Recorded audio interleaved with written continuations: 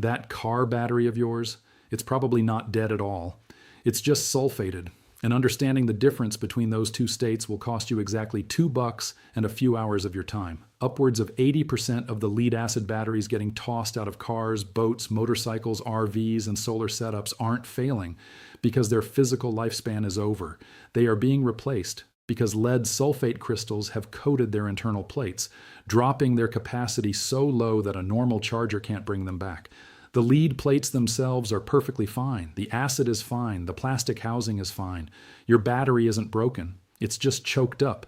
It is suffocated by a crust of minerals that a cheap $2 bag of magnesium sulfate, which you probably know as ordinary Epsom salt from the pharmacy aisle, can completely melt away, fixing the issue for good. Think about the global market for automotive batteries. It pulls in north of $40 billion every single year.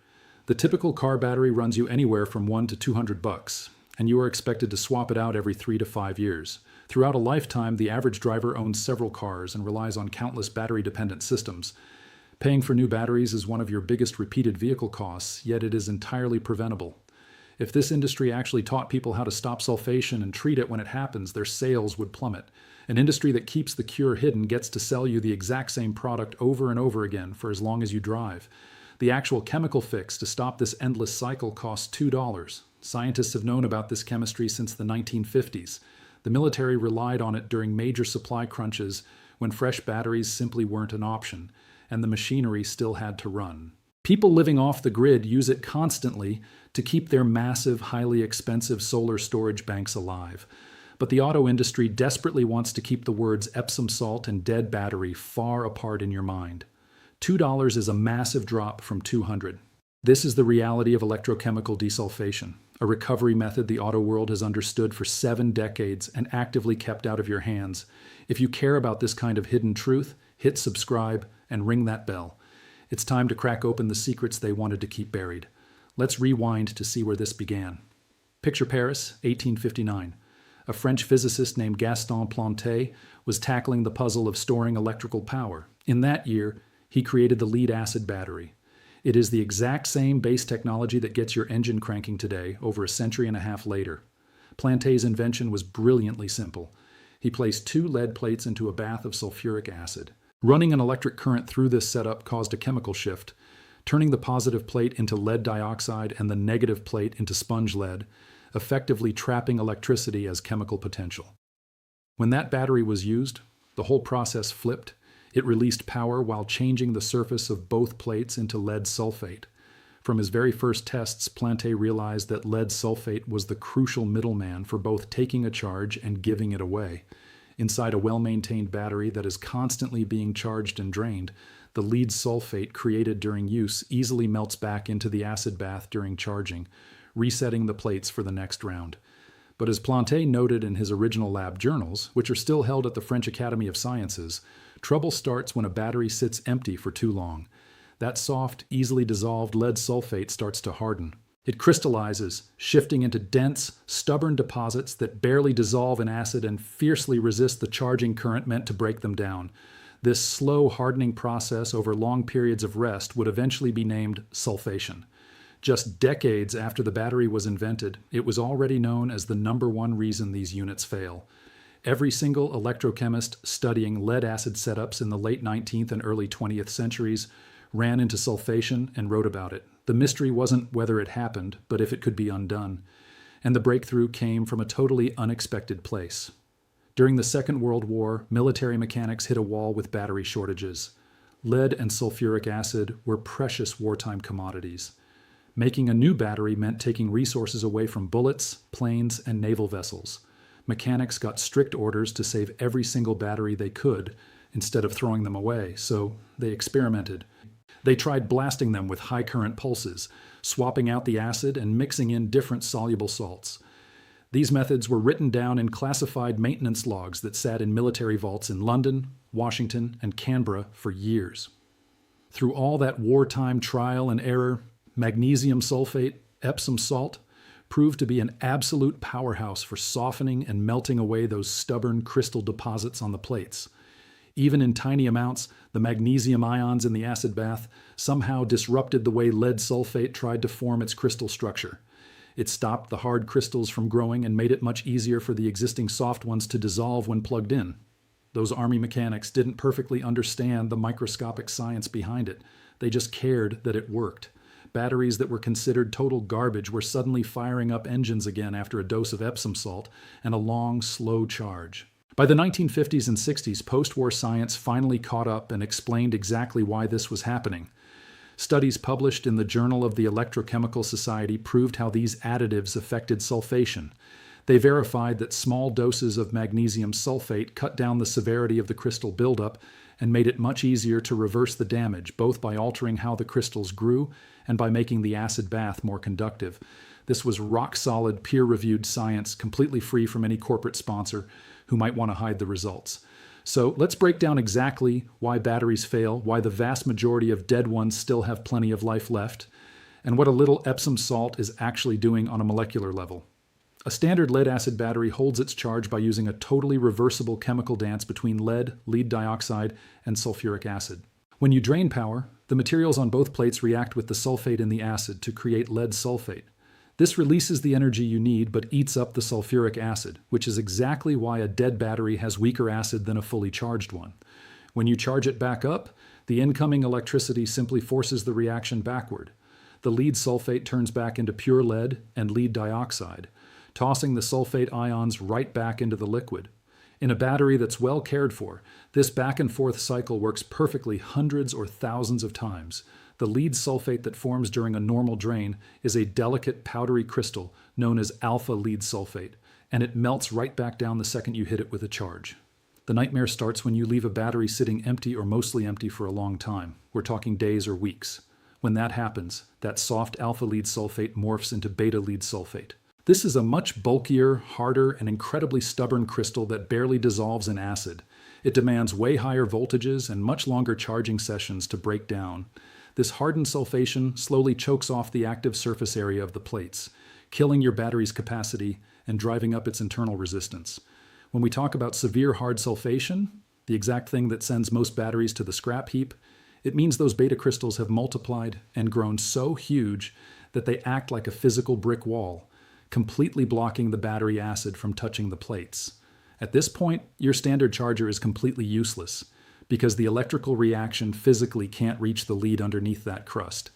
If you hook it up to a normal tester, it screams that the battery is severely degraded or just plain dead, simply because the internal resistance is too high for a standard charge to push through. This is exactly where magnesium sulfate steps in to hijack the crystal growth.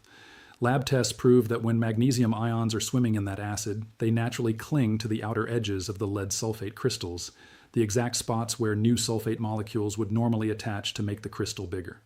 By blocking those growth sites, the magnesium completely stunts the crystals, keeping them small. For the soft sulfation that's already there, the magnesium weakens the actual structure of the crystal, making it incredibly easy to dissolve back into the liquid with just a normal charging voltage. Now, if the sulfation has turned to absolute stone and chemical treatments alone aren't enough, you have to bring in heavier artillery. That means pulse desulfation, firing high-frequency blasts of current into the battery to literally vibrate and shatter the crystal structure. But the Epsom salt trick works absolute wonders on batteries suffering from moderate sulfation. We're talking about units that have dropped to maybe 60 or 70% of their original power, but still take a charge and show some signs of life. For those batteries, off-grid experts and academic researchers consistently document an incredible 70 to 90% restoration of their original capacity after a chemical dose and a few slow charges.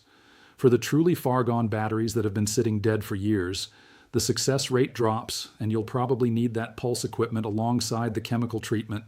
But look at a 2014 study published in the Journal of Power Sources. They tested magnesium sulfate as a rescue additive for sulfated lead-acid batteries. The batteries that got a 1% magnesium sulfate mix and a slow, controlled charge bounced back to an average of 78% of their factory capacity. The untreated control group, they only hit 23%. The treated batteries also boasted a 15% drop in internal resistance, and physical inspections proved their sulfate crystals were significantly smaller. We are talking about a $2 bag of bath salts, proven by peer-reviewed science to rescue batteries that everyone else is throwing in the trash. And this is where things get genuinely frustrating. The entire financial backbone of the automotive battery industry relies on a strict 3 to 5 year replacement cycle. and regular everyday use makes that sulfation timeline basically guaranteed. Most people don't drive quite enough, leave their cars parked too long, and drain their batteries just enough that moderate sulfation sets in within the first 2 or 3 years of leaving the lot. When your car hesitates to start, the classic symptom of sulfation killing your capacity, what do? You take it to a shop. There, the standard procedure is hooking it up to a handheld tester that measures cold cranking amps and internal resistance. If the numbers dip below a certain line, the machine declares the battery dead and you buy a new one. The catch?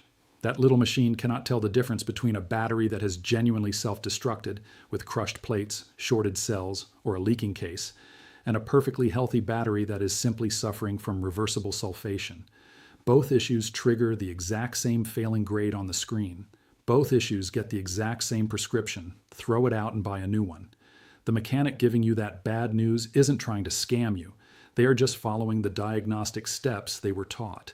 But those steps were carefully designed by an industry that profits massively from replacing parts rather than fixing them. Battery makers have a very vested interest in keeping the desulfation process completely under the radar. A battery that gets the Epsom salt treatment and a slow, steady charge every now and then can easily last 8 to 12 years. That is 2 to 4 times longer than the accepted lifespan.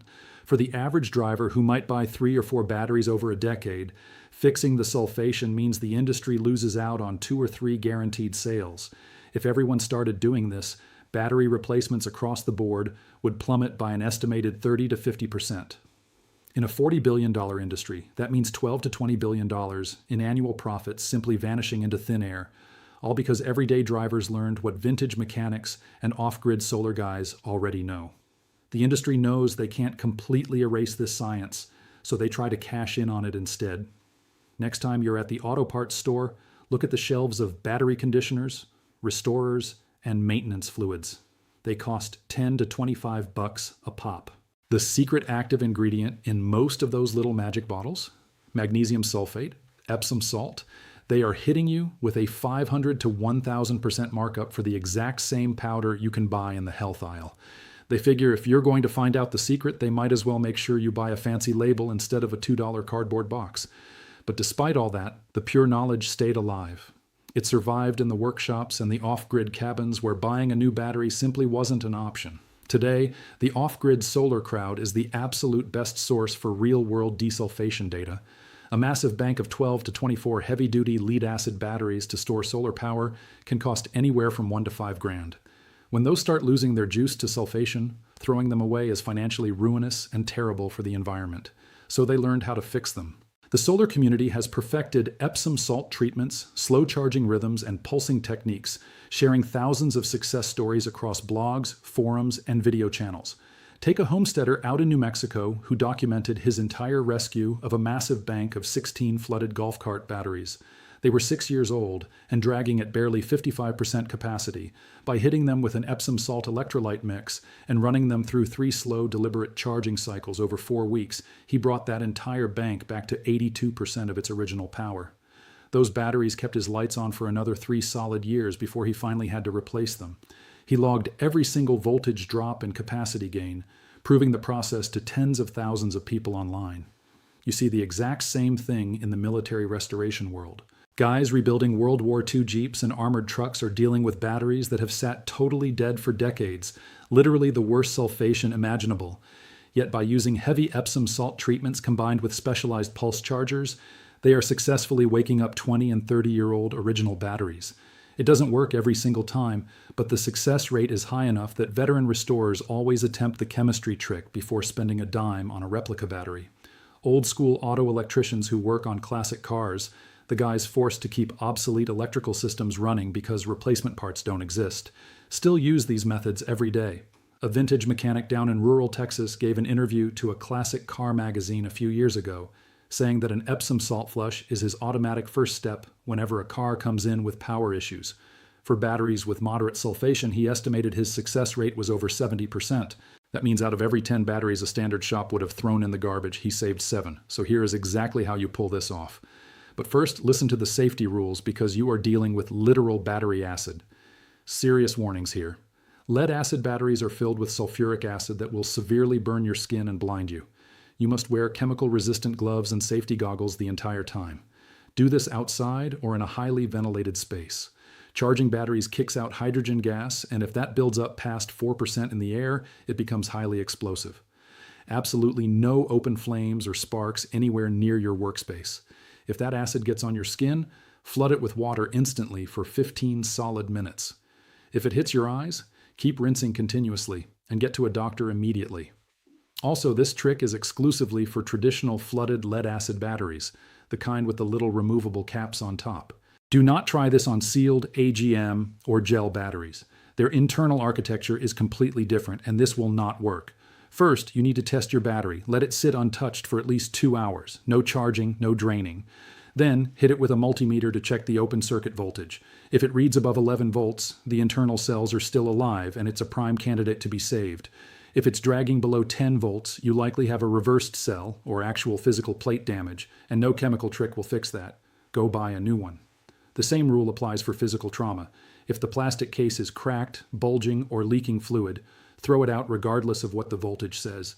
Here is the Epsom salt game plan. Step 1. Put the battery on a standard charger and top it off as much as it will take. You need a baseline, and this gets the acid concentration to normal levels. Step 2. Pop off the cell caps. On a standard 12-volt car battery, you will see 6 individual holes looking down into the liquid. Step 3.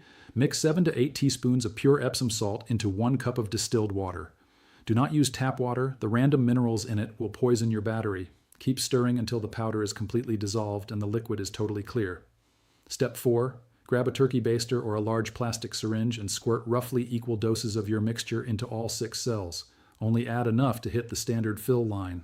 Do not overflow it. Pop the caps back on. Step 5.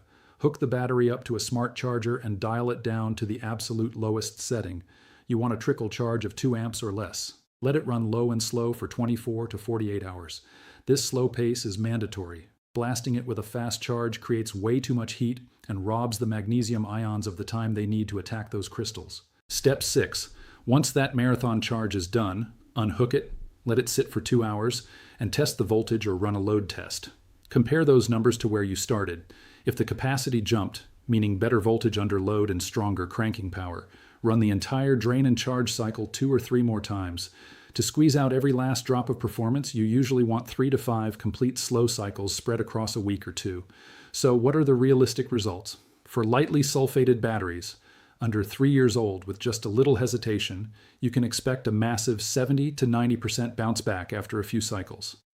Moderately choked batteries, maybe 3 to 6 years old, usually hit 50 to 75% recovery.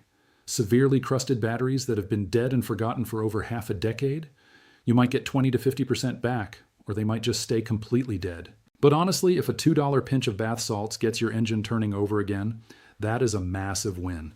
Let's run the final numbers. A brand new car battery, $100 to $200 plus the hassle of installing it. A tiny bottle of name brand battery restorer, $10 to $25 for the exact same active ingredient. Doing it yourself with pure Epsom salt, $2, and it rescues the vast majority of moderately failing batteries from the scrap heap. Before we wrap up, take a step back and look at the big picture.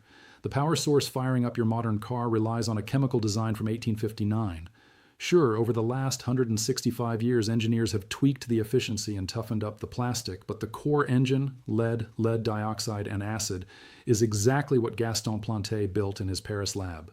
The main way it dies, sulfation, was figured out right after it was invented. The cure, using soluble salts and a slow trickle charge, has been standard military knowledge since World War II. Yet the product they sell you to replace it when that reversible sulfation kicks in generates $40 billion every single year. The mechanics testing your car aren't out to trick you. They're just following the playbook they were handed. The companies building batteries that conveniently choke up every 3 to 5 years are just hitting the targets their corporate buyers demand. It's not a dark, shadowy conspiracy. It is just basic economics. When fixing a problem makes $2 and replacing the whole unit makes $200, the entire system is built to recommend the replacement. The testers are rigged to demand a replacement. The service manuals are written to guarantee a replacement. The truth that breaks this loop is hiding in boring scientific papers, off-grid homesteader blogs, and the greasy workbenches of guys keeping 70-year-old trucks alive.